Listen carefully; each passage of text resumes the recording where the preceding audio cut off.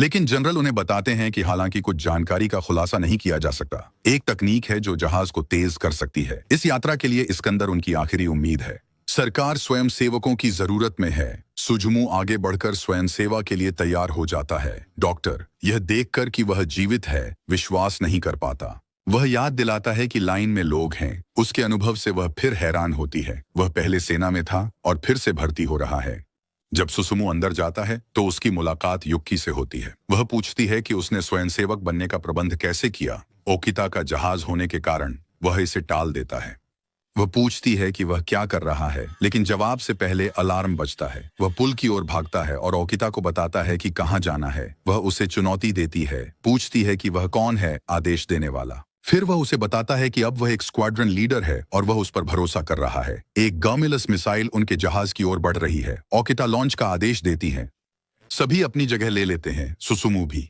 ओकिता को लगता है कि वे नहीं कर पाएंगे और वेव गन का उपयोग करने का आदेश देते हैं। स्नाडा याद दिलाते हैं कि इसका परीक्षण नहीं हुआ है, लेकिन वे इसे इस्तेमाल करने का निर्णय लेते हैं। वे ऊर्जा को अधिकतम तक चार्ज कर वेवगन फायर करते हैं। प्रभाव बेहद शक्तिशाली होता है। नीचे नियंत्रण टीम स्थिति देखते हुए सांस रोक लेती है।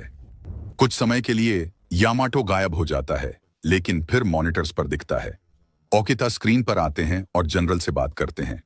वह बताते हैं कि उन्होंने वेव गन का उपयोग किया और अपनी स्थिति उजागर की, पर उनके पास कोई विकल्प नहीं था।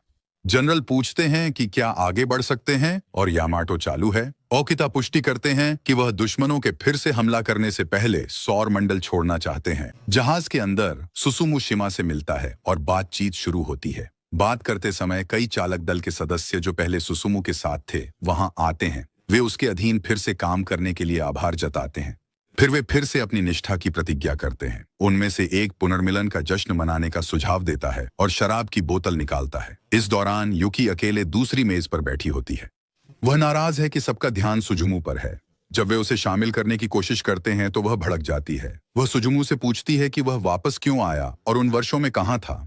वह उसे कायर कहती है कि वह तब नहीं था जब उसके भाई की हत्या हुई और उनके जहाजों पर हमला हुआ। जब वह आरोप लगाती रहती है तो चालक दल का एक सदस्य उस पर झपटता है। वह उसे मुक्का मारती है, जिससे वह बेहोश हो जाता है। बाद में ओकिता चालक दल को पहली वॉर्पिंग के लिए तैयार होने की घोषणा करता है। जहाज में सभी थोड़ी देर के लिए बेहोश होते हैं, लेकिन तुरंत उठ जाते हैं।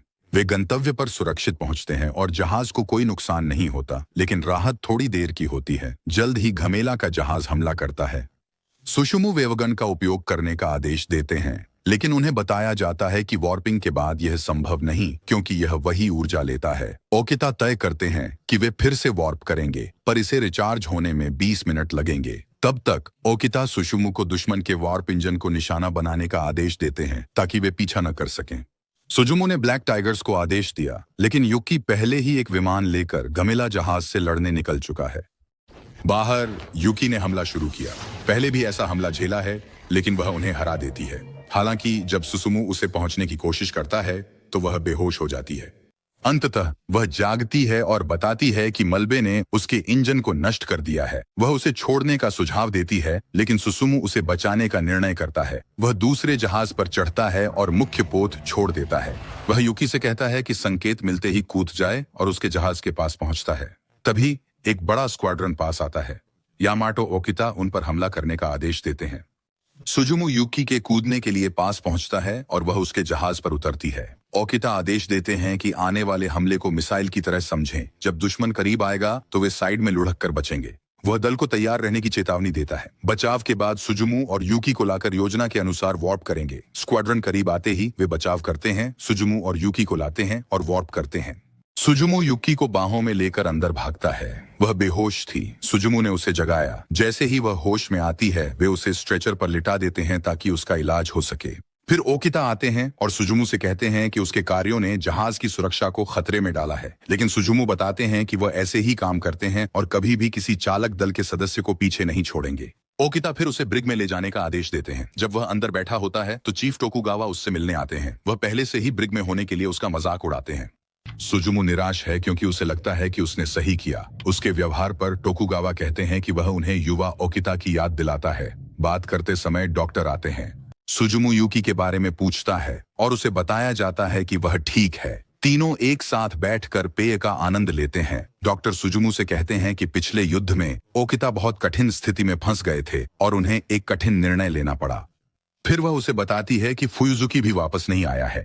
उस जहाज का नेविगेटर ओकिता का बेटा था और पूरा दल कभी वापस नहीं आया। थोड़ी देर बाद ओकिता घोषणा करते हैं कि वे सौर मंडल को छोड़ने जा रहे हैं। वे ऐसी जगह जा रहे हैं जहां पहले कोई नहीं गया। पृथ्वी से संपर्क मुश्किल होगा, इसलिए प्रस्थान से पहले जो कहना है कहें। फिर चालक दल अपने प्रियजनों को फोन करने के लिए कतार में खड़ा होता है। वे बारी बारी से बात करते हैं। सुजुमू आखिरी में कॉल करता है। उसे ब्रिग से बाहर लाकर उस कमरे में ले जाया जाता है जहां कंप्यूटर संचार देख रहा है। जैसे ही वह अंदर जाने वाला होता है, यूकी बाहर आती है। वह पूछता है कि वह कैसी है, लेकिन वह नाराज है।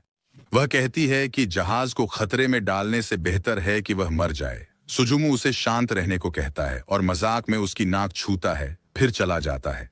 कैफे में शिमा यूकी के पास आता है। वह पूछता है कि क्या उसने सुजुमू को देखा है और वह बताती है कि वह संदेश कक्ष में अपने परिवार को संदेश भेज रहा है, लेकिन सुजुमू का कोई परिवार नहीं है। शिमा उसे कहानी सुनाने बैठता है।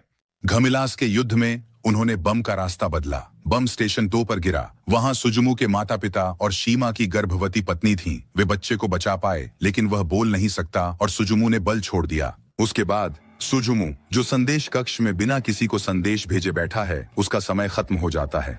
दल फिर से वार्प करता है, लेकिन पास में एक गमिलास फाइटर दिखता है। यह हमला नहीं कर रहा लगता है। ओकिता जहाज को आदेश देते हैं कि इसे बोर्ड पर लाया जाए ताकि वे इसका विश्लेषण कर सकें। बाद में ओकिता का एक चिकित्सा परीक्षण होता है। डॉक्टर उन्हें बताते हैं कि उनकी बीमारी बढ़ गई है। उनके पास अधिक समय नहीं बचा है। इस बीच चालक दल इकट्ठा होता है ताकि पकड़े गए जहाज की जांच कर सके, लेकिन अचानक विदेशी पायलट जीवित हो उठता है और हमला करता है। वे उसे मार गिराते हैं, लेकिन जब उन्हें इसकी उम्मीद नहीं होती, तब वह विदेशी हाजिमे पर कब्जा कर लेता है। एलियन के कब्जे में आए सतो साइटो बताता है कि उसका नाम डेस्ला है। सुसुमू पूछता है कि वे पृथ्वी पर हमला क्यों कर रहे हैं, लेकिन डेस्ला मुस्कुराकर कहता है कि वे हमला नहीं कर रहे, बल्कि पृथ्वी को नया रूप दे रहे हैं। उसी समय युकी आती है और सुसुमू सैटो को स्टन गन से शूट करता है। उसी पल विदेशी सैटो का शरीर छोड़ देता है। फिर वे सभी कैफेटेरिया में इकट्ठा होते हैं। वे सैटो को चिढ़ाते हैं और हंसते हैं जब वह गोली लगने से दर्द होने की शिकायत करता है। बाद में सुजुमू ओकिता से बात करने जाता है। उसे बुलाया गया है। ओकिता पूछते हैं कि क्या वह कार्यवाहक कप्तान बन सकते हैं। योजना थी कि ममोरू उनकी जगह लेंगे, लेकिन अब वह भूमिका सुसुमू के लिए खुली है। सुसुमू मना करते हैं, कहते हैं कि वह ओकिता की तरह नहीं कर सकते, लेकिन ओकिता जोर देते हैं कि उसे उनकी तरह नहीं बनना चाहिए और अपने तरीके से नेतृत्व कर सकता है। फिर वह रेडियो पकड़कर घोषणा करते हैं कि अब सुसुमू कार्यवाहक कप्तान है। गमिलास के हमले के तुरंत बाद चालक दल तुरंत प्रतिक्रिया करता है। उसी समय जहाज जो वे लाए थे चमकने लगता है। यह उनकी स्थिति प्रसारित कर रहा है। गमिलास ने उन्हें इसी तरह ढूंढ लिया। सुजुमू तुरंत सभी को आदेश देता है। एंडो बताता है कि लिफ्ट शाफ्ट को नुकसान हुआ है और वे अंदर फंसे हैं। सुजुमू उसे इंतजार करने को कहते हैं जब तक वे उन्हें बाहर नहीं निकालते। कॉल के बाद सुजुमू वेवगन तैयार करते हैं। क्रू वेवगन चलाती है। वे सफलतापूर्वक हमलावर जहाज को नष्ट कर देते हैं, लेकिन फिर देखते हैं कि नीचे से हमला हो रहा है। तीसरा पुल निशाने पर है। सुजुमू हिचकिचाते हैं, लेकिन विकल्प न होने पर युकी से तीसरे पुल को नष्ट करने को कहते हैं। वह गोली चलाती है और तीसरा पुल हमलावर जहाज के साथ गिर जाता है। सुजुमू ओकिता के पास जाकर बताते हैं कि क्या हुआ। उन्होंने तीसरे पुल में 6 चालक दल के सदस्यों को मरने दिया और अब उन्हें लगता है कि वह कप्तान बनने लायक नहीं है। ओकिता पूछते हैं कि उन्होंने लौटने का फैसला क्यों किया। सुजुमू बताते हैं कि वह देखना चाहते थे कि ओकिता कैसे व्यक्ति हैं। वह धरती को फिर से हरा भरा देखना भी चाहते हैं। फिर वह ओकिता से पूछता है कि कार्यवाहक कप्तान के रूप में उसका निर्णय सही था या नहीं। ओकिता उठते हैं और सुजुमू को सलाह देते हैं। फिर वह बताते हैं कि वह कार्यवाहक कप्तान के रूप में अच्छा कर रहा है। वह उसे बताता है कि उसे कुछ अहम साझा करना है। ओकिता से बात के बाद सुजुमू बाहर जाता है और युक्की से मिलता है। वह पहले की घटना से परेशान है। सुजुमू उसके लिए ऐसा करने पर माफी मांगता है, लेकिन वह कहती है कि उसने वही किया जो जरूरी था। पर जब वह उसे सांत्वना देती है तो खुद टूट जाती है। उसने अपने ही लोगों पर गोली चलाई और इसके साथ नहीं रह सकती। वह रोने लगती है और सुजुमू उसे शांत करने के लिए गले लगाता है। फिर वह उसे चूमता है। एक घोषणा होती है जिसमें सभी को वार्प के लिए तैयार होने को कहा जाता है। वार्प के बाद वे आखिरकार इस्कंदर को देख पाते हैं, लेकिन उनकी खुशी फिर से अल्पकालिक होती है। एक मिसाइल उनकी ओर बढ़ती है। इसे इस्कंदर से लॉन्च किया गया है। वेवगन चार्ज नहीं है। मिसाइल 4 भागों में विभाजित हो जाती है। सुजुमू सभी बंदूकों को तैयार रहने और एक साथ फायर करने का आदेश देते हैं। चालक दल जवाबी हमला करता है, लेकिन यह काफी नहीं होता। सुजुमू फिर से वार्प करने का निर्णय लेते हैं।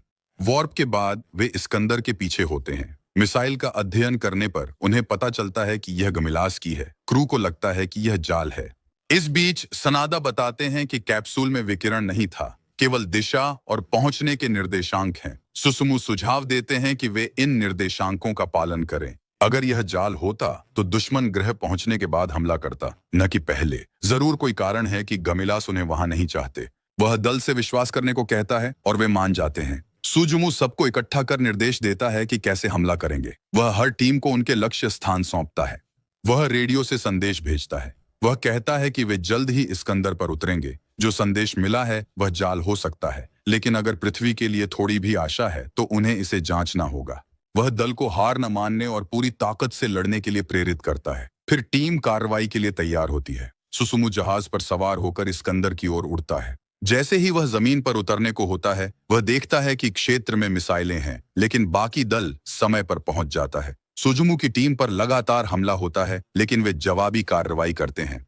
अंततः वे समन्वय बिंदुओं पर पहुंचते हैं और उतरते हैं। जैसे ही वे उतरते हैं, एलियंस की तरफ से भारी गोलीबारी शुरू हो जाती है। एक तीव्र गोलीबारी शुरू होती है। कायदों को गोली लगती है, लेकिन वह जोर देते हैं कि वह उन्हें रोकेंगे जबकि बाकी आगे बढ़ें। कुछ क्रू सदस्य समन्वय बिंदुओं की ओर बढ़ते हैं और इस्कंदर को ढूंढ लेते हैं। पास में एक चमकदार रोशनी दिखाई देती है। युक्की उसके करीब जाती है और छूते ही किसी के नियंत्रण में आ जाती है। उसी समय सुसुमु को ओकिता के साथ हुई पिछली बातचीत याद आती है।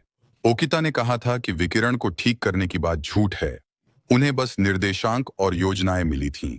यह कहानी सुसुमु ने बनाई थी। उसने उच्च विकिरण से बचकर यह उम्मीद जगाई कि इसका इलाज संभव है। शायद कैप्सूल भेजने वाले के पास इसका उत्तर था। युकी अब बताती है कि गमिलास और इस्कंदर असल में एक ही प्रजाति हैं। विदेशी बताते हैं कि उनका ग्रह मर रहा है और उन्होंने पृथ्वी को विकल्प चुना है, मानवता को समाप्त कर अपनी जगह बनाने का इरादा रखते हुए। लेकिन सभी सहमत नहीं हैं।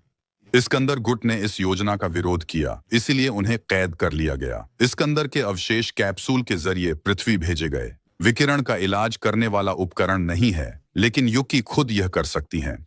सुजुमु पर कैप्सूल के कारण विकिरण का असर नहीं हुआ। फिर वह ऊर्जा की लहर छोड़कर क्षेत्र को विकिरण से मुक्त कर देती है। वे बिना मास्क के सांस लेते हैं तो सुरक्षित रहते हैं। इसके बाद युकी के शरीर से शक्ति निकल जाती है और वह बेहोश हो जाती है। चालक दल यात्रा जारी रखता है, लेकिन उन्हें फिर गमिलास द्वारा हमला होता है। साइटो और सनाडा पीछे रुकने का निर्णय लेते हैं ताकि सुसुमु और युकी भाग सकें। सुसुमु विरोध करता है, कहता है कि वे उसे छोड़कर नहीं जाएंगे, लेकिन सनाडा जोर देता है। जब सुजुमु और युकी बाहर आते हैं तो देखते हैं कि सभी चालक दल मारे गए हैं। अंदर साइटो और सनाडा आखिरी सांस तक लड़ते हैं। अंततः दोनों को गोली लगती है, लेकिन सनाडा ने पहले ही एक बम लगा दिया है। मरने से पहले वह बम को विस्फोटित कर देता है, जिससे गढ़ और कई गमिलास नष्ट हो जाते हैं। सुजुमु और युकी अपने जहाज से विस्फोट को देखते हैं। वे यामाटो लौटते हैं और ओकिता की स्थिति की रिपोर्ट करते हैं। ओकिता बीमार हैं और अस्पताल में हैं। वह सुजुमु से सावधानी बरतने को कहते हैं। फिर सुजुमु नियंत्रण कक्ष में लौटता है। वे अंततः पृथ्वी पर पहुंचते हैं। वे रिपोर्ट करते हैं कि विकिरण रोधी उपकरण मिल गया है। जनरल को यकीन नहीं हो रहा कि वह क्या सुन रहे हैं। सुसुमु बताते हैं कि वे अब कभी भी पहुंच सकते हैं और उनसे शांत रहने को कहते हैं। उसी समय ओकिता का निधन हो जाता है। लेकिन जैसे ही चालक दल इस पल का आनंद ले रहा होता है, गमिलास फिर हमला कर देते हैं। यह एक बड़ा जहाज है। चालक दल अचानक हमले से बचने के लिए तुरंत हरकत में आता है। सुजुमु टोकुगावा से संपर्क करते हैं, लेकिन टोकुगावा गंभीर रूप से घायल हैं। वह कुछ अंतिम शब्द बोल पाते हैं, फिर उनकी मृत्यु हो जाती है। अचानक एक आवाज आती है। एक चेहरा दिखता है। वह कहता है कि वे फिर से पृथ्वी पर नहीं आएंगे, लेकिन वे इसे लौट आएंगे भी नहीं। पिछले हमले ने ज्यादातर को मार डाला है। वह व्यक्ति चेतावनी देता है कि वे ऐसी जाति नहीं है जो अपमान भूलती है। फिर वह गायब हो जाता है। इसके बाद चालक दल ने जहाज के बाहर एक बड़ी संरचना देखी। यह एक विशाल परमाणु प्रतिक्रिया है जिसमें बहुत ऊर्जा है। यह पृथ्वी को नष्ट करने वाली है। सुजुमु हार नहीं मानना चाहते, वह उन्हें रोकना चाहते हैं। वह पूछते हैं कि क्या वे वेव मोशन गन का उपयोग कर सकते हैं, लेकिन उन्हें बताया जाता है कि नली अवरुद्ध होने से वे ऐसा नहीं कर सकते। अगर वे इसे इस्तेमाल करते हैं तो यामाटो फट जाएगा। निराश होकर सुसुमु ने ओकिता से पूछने का सोचा कि क्या करना चाहिए, लेकिन उसे बताया जाता है कि ओकिता नहीं रहे। वह ग्रह को बचाने के उपाय सोचता है। पूछता है बची ऊर्जा से कितने शॉट्स ले सकते हैं। वे सिर्फ एक शॉट ले सकते हैं। अगर वे इसे दागते हैं तो यामाटो फट जाएगा। फिर वह सभी को जहाज छोड़ने का आदेश देता है। युकी मना करती है, लेकिन वह कहता है कि यह आदेश है। शिमा उसके साथ रहने की जिद करता है, लेकिन सुसुमु कहता है कि वही यूकी को सुरक्षित पृथ्वी तक पहुंचा सकता है। उसके पास एक उपकरण है जो सुरक्षित पहुंचाना जरूरी है। सभी चालक दल जहाज छोड़ देते हैं, लेकिन यूकी नहीं मानती। वह रुकने पर अड़ी रहती है। वे बहस करते हैं और यूकी रोने लगती है। सुसुमु उसे सांत्वना देने की कोशिश करता है और सच्चाई भी बताता है। वह कहता है कि उसका कोई परिवार नहीं है। मिलने के बाद वह उसकी देखभाल करना और उसे पृथ्वी दिखाना चाहता था। अब उसे दौड़ पूरी करने देनी चाहिए। वह कहता है कि अकेले लौट जाओ। वादा करता है कि वह जीवित रहेगा और आकर मिलेगा। यूकी भावुक हो जाती है, रोती है और उसे छोड़ने को तैयार नहीं होती। कोई विकल्प न होने पर सुसुमु स्तनगण से उसे बेहोश कर देता है। शिमा आता है और बेहोश यूकी को ले जाता है। अब जहाज पर अकेला है। सुजुमु गमिला के जहाजों पर हमला करने की तैयारी करता है। बचाव जहाज के पास से गुजरते ही यूकी को होश आता है और वह देखती है कि सुजुमु अभी भी जहाज पर है। वह चिल्लाती है, लेकिन कुछ नहीं कर पाती। सुजुमु गमिला जहाज पर हमला करता है। वह वेवगन सक्रिय कर दुश्मन जहाज की ओर उड़ता है। फिर यामाटो को दुश्मन जहाज से टकरा देता है, जिससे बड़ा विस्फोट होता है। कई साल बाद पृथ्वी फिर से हरी भरी हो गई है। विकिरण से मुक्त, अब यह सुंदर है। यूकी अपने बेटे के साथ मैदान में खेल रही है, जो अब छोटा बच्चा है।